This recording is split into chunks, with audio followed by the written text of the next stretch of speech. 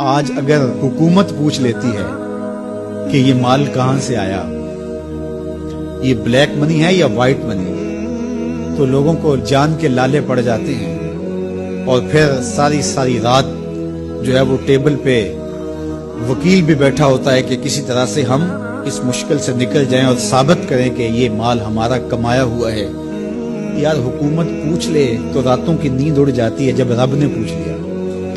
اور وہ پوچھے گا، قدم ہٹنے نہیں دے گا، وہ پوچھے گا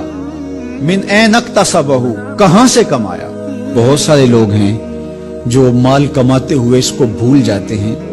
کہ ہم مال کیسے کما رہے ہیں۔ فرمایا کہ میری امت پہ ایک ایسا زمانہ آئے گا کہ لوگ اس بات کو فراموش کر دیں گے کہ جو ان کے پاس مال آ رہا ہے وہ حلال ذریعے سے آ رہا ہے یا حرام ذریعے سے آ رہا ہے۔ مال کی محبت اس قدر غالب ہو جائے گی کہ حلت اور حرمت اٹھ جائے گی، اور جب کوئی شخص اس مقام پہ پہنچ جاتا ہے، طمع اس قدر بڑھ جائے، پھر سمجھو کہ اس نے قیامت کے دن اللہ کے حضور سخت شرمندگی کا اہتمام کر لیا، سخت رسوا ہوگا اس دن۔ تو ہر صورت کے اندر وہ ذرائع اختیار ہمیں کرنے ہوں گے جو حلال ہیں۔ علماء نے لکھا ہے کہ اگر رزق پاک نہیں ہے تو نیک لوگوں کی دعاؤں سے بھی حصہ نکال دیا جاتا ہے، یعنی ایک تو اس کی اپنی دعا قبول نہیں ہوگی، دوسرا نیک لوگ جو دعائیں مانگتے ہیں، اللہ پوری امت پہ رحم کر، پوری امت کی خیر فرما، تو اس شخص کا حصہ نیک صالحین لوگوں کی دعاؤں سے نکال دیا جاتا ہے۔ تو قیامت کے دن اللہ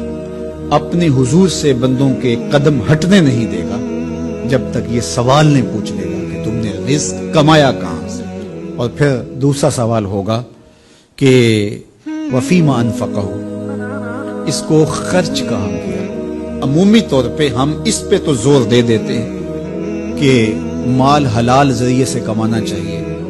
کسی سے زیادتی نہیں کرنی چاہیے، جھوٹی قسم سے مال نہیں کمانا چاہیے، کسی کو دھوکہ دے کے مال نہیں کمانا چاہیے، مال کمانے کے ذرائع اچھے ہونے چاہیے، یہ اس پر تو ہم توجہ دیتے ہیں۔ لیکن سوال یہ بھی ہوگا کہ صرف یہ مسئلہ نہیں ہے کہ تم نے کمایا کیسے، یہ بھی مسئلہ ہے کہ تم نے مال کو خرچ کہاں کیا، مصرف کیا تھے اس کے، فضول خرچی میں، اسراف میں تو وہ مال حلال کی کمائی تم نے ضائع تو نہیں کر۔ ہمارے مالک نے تو ہمیں جو مال ہے اس کو بے وقوف لوگوں کے ہاتھوں میں دینے سے منع کیا ہے۔ بچے ہیں جو مال کے مصرف کو نہیں جانتے، اس طرح گھر کی وہ خواتین جو مال کے مصرف کو اچھی طرح نہیں سمجھتی اور فضول خرچی کرتی ہیں، تو شوہر کی ذمہ داری ہے کہ وہ اخراجات کنٹرول کرے۔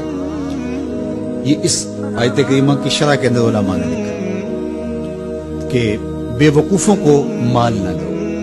چونکہ وہ اگر غلط جگہ پہ خرچ کریں گے جہاں خرچ نہیں کرنا چاہیے تھا تو اس کا حساب آپ کو دینا پڑے گا۔ تو مال کو خود بھی ایسی جگہ پہ خرچ نہ کریں، اور مال کا امین ان کو نہ بنائیں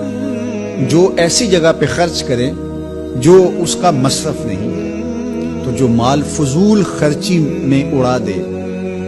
تو اس سے بھی پوچھا جائے گا، اور جو حرام میں لگائے، سراسر حرام میں لگائے، اس مال سے عیش و عشرت کرے، اس مال سے